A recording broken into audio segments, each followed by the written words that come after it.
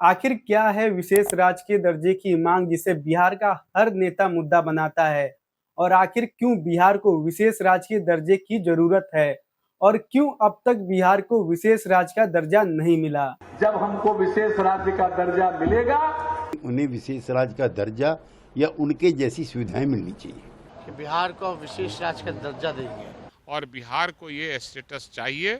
तो सबसे पहले आपको विशेष राज्य का दर्जा यानी स्पेशल स्टेटस और विशेष श्रेणी का दर्जा यानी स्पेशल कैटेगरी स्टेटस, इन दोनों में अंतर पता होना चाहिए, क्योंकि भले ही यह दोनों सुनने में एक जैसे लगते हों पर इनके मायने अलग हैं। 14वें वित्त आयोग के अनुसार स्पेशल स्टेटस राज्य की विधायी और राजनीतिक ताकत बढ़ा देता है, जिससे राज्य सरकार के पास जन नीतियां बनाने, बदलने और हटाने का अधिकार आ जाता है। वहीं स्पेशल स्टेटस कैटेगरी की बात करें तो यह राज्य की फाइनेंशियल एंड इकोनॉमिक एस्पेक्ट से डील करता है, जिसके वजह से राज्य में रोजगार बढ़ते हैं और गरीबी कम होती है। और हमारा बिहार स्पेशल कैटेगरी स्टेटस यानी विशेष श्रेणी के दर्जे की मांग कर रहा है। स्पेशल कैटेगरी स्टेटस का कॉन्सेप्ट 1969 में 5वें वित्त आयोग ने इंट्रोड्यूस किया था, जिनका इरादा यह था कि उन राज्यों की मदद की जाए जिनकी भौगोलिक, आर्थिक और सामाजिक स्थिति खराब है, ताकि वह राज्य भी देश के बाकी विकसित राज्यों की बराबरी कर पाए या कम से कम अपनी स्थिति में सुधार ला पाए। इन राज्यों को विशेष श्रेणी का दर्जा मिला होता है, वहां पर केंद्र सरकार 90% धनराशि देती है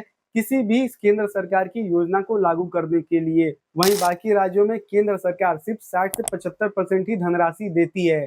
इसके साथ ही विशेष श्रेणी वाले राज्यों को कई सारी टैक्स रिलेटेड रियायतें भी मिलती हैं। 1969 में विशेष राज्य की श्रेणी में सिर्फ 3 राज्यों को शामिल किया गया था, जम्मू कश्मीर, असम और नागालैंड।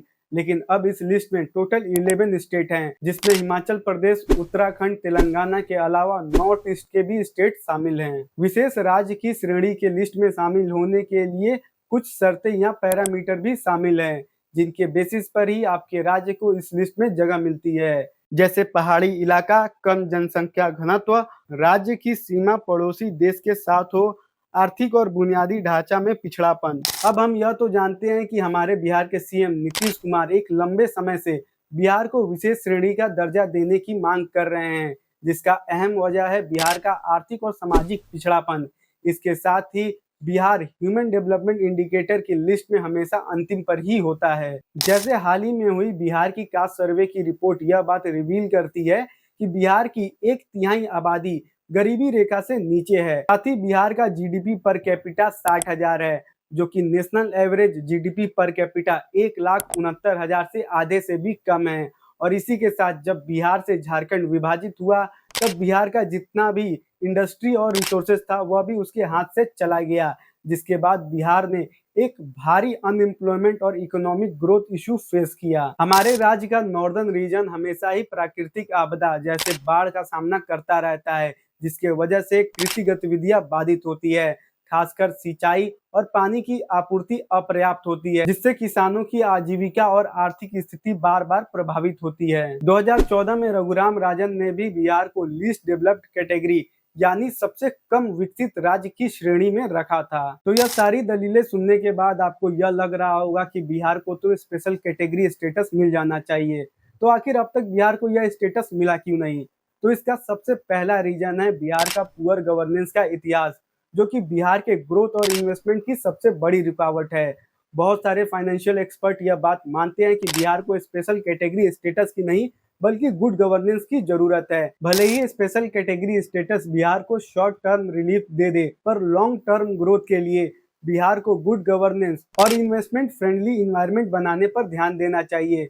क्योंकि अगर बिहार को स्पेशल कैटेगरी स्टेटस मिल भी जाए और ज्यादा फंड केंद्र सरकार देने भी लगे, तो भी इस बात की कोई गारंटी नहीं है कि बिहार में उस फंड को अच्छे तरीके से इस्तेमाल किया जाएगा। दूसरा रीजन है 14वें वित्त आयोग का केंद्र सरकार से सिफारिश, जिसमें आयोग ने यह बात साफ कर दी है कि अब किसी भी राज्य को विशेष श्रेणी का दर्जा देने पर विचार नहीं किया जाएगा। साथ ही नॉर्थ ईस्ट स्टेट और 3 पहाड़ी राज्यों के अलावा अन्य राज्यों के लिए विशेष श्रेणी का दर्जा भी समाप्त कर दिया जाएगा। तीसरा रीजन है बिहार में हाल के कुछ सालों में हुआ डेवलपमेंट।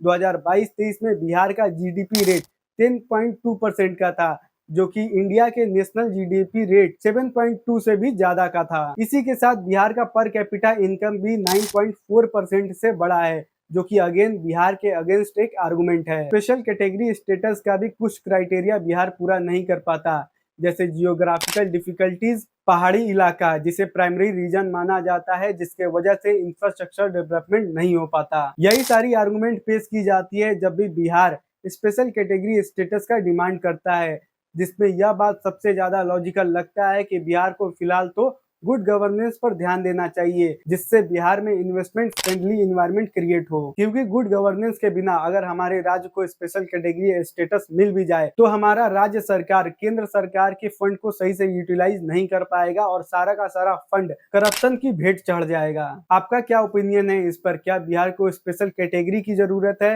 या फिर गुड गवर्नेंस की? हमें कमेंट बॉक्स में जरूर बताएं।